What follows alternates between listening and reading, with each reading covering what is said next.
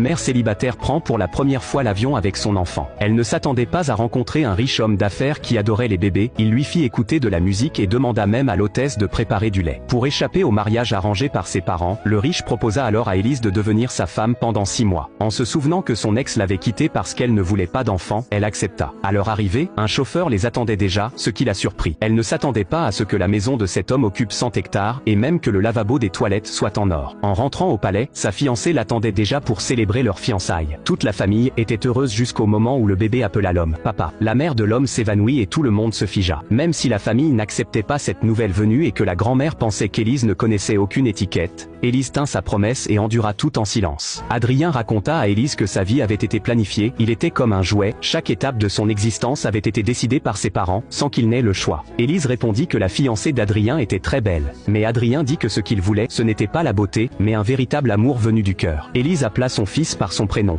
Lucas. En entendant ce nom, toute la famille se tourna lentement vers elle. Ce prénom semblait donner à l'enfant une véritable identité. Élise ne comprenait pas encore, mais la grand-mère montra une émotion difficile à percevoir. À ce moment-là, Adrien arriva aussi. Lucas portait le même prénom que le grand-père d'Adrien, une belle coïncidence. La famille pensa qu'Adrien avait choisi ce prénom pour honorer son aïeul. La grand-mère regarda tendrement son arrière-petit-fils dans les bras de sa petite-fille et l'aima encore davantage. Mais en sortant, Adrien fut kidnappé. Il fut emmené dans une chambre froide, où les ravisseurs lui versaient sans cesse des seaux de glace sur le corps. En réalité, c'était le père d'Élise qui croyait que sa fille avait été déshonorée. Il le jetait à la mer pour le donner en pâture aux poissons.